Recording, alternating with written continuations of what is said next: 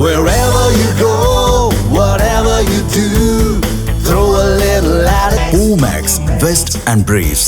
VIT Engineering Entrance Examination 2026. Applications live now. Visit vit.vit.ac.in.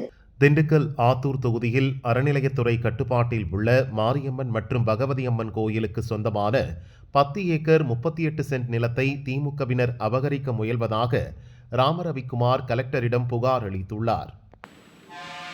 Keelakottai அருள்மிகு மாரியம்மன் முத்தாளம்மன் திருக்கோயிலுக்கு சொந்தமான சொத்து புல எண் 68 10 ஏக்கர் 38 சென்ட் 2004 சமயத்தில் உச்சநீதிமன்றத்தில் 3 நீதிபதிகள் கொண்ட அமர்வுக்கு மேல்முறையீடுக்கு போய் 2005 அந்த போலியா கிரயம் பெற்ற ரேணுகாதேவி என்பவரும் அவர் விற்ற சொத்துக்களையும் ரத்து செய்யணும்னு சொல்லி உச்சநீதிமன்றம் தீர்ப்பு சொல்லிருச்சு. 2005 கொடுத்த அந்த சுப்ரீம் கோர்ட் உத்தரவுக்கு பிரகாரம் அந்த பதிவுகள் அனைத்து ரத்து செய்யப்பட்டிருக்கு. இந்த நாள் வரைக்கும் அந்த கோவில் பெயரில் பட்டா கொடுக்கல இந்த மாவட்ட நிர்வாகம்.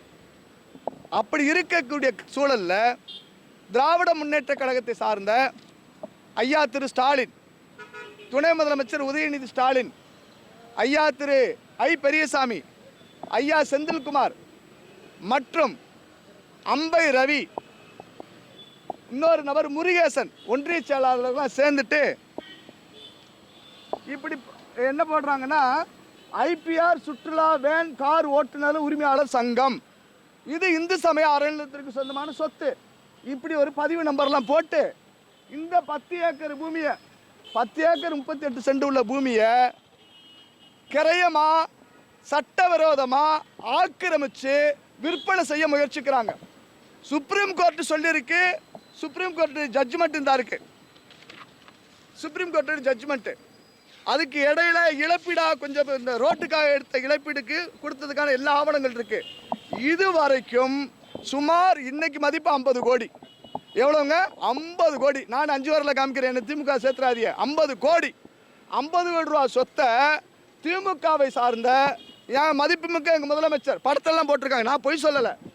இது யாரெல்லாம் இருக்கிறாங்க நீங்கள் பார்த்துக்கோங்க, நீங்கள் போனாலும் அங்கே இருக்கு. இந்த அதிகாரத்தை துஷ்பிரயோகம் செஞ்சு சட்டவிரோதமாக கோயில் அடுத்து ஆட்டையப்பட முயற்சிக்கிறாங்க.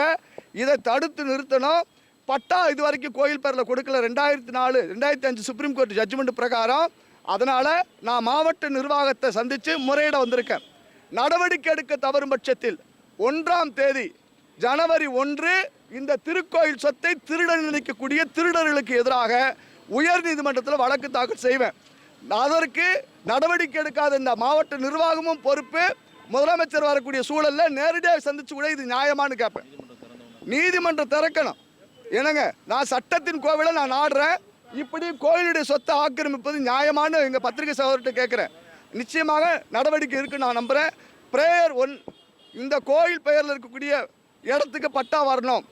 செகண்ட் பிரேயர் இந்த கோவில் இடத்தை சட்டவிரோதமாக அதிகாரத்தை பயன்படுத்தக்கூடிய இந்த நபர்கள் மீது சட்ட நடவடிக்கை எடுக்கணுங்கிறது என்னுடைய பிரேயர்.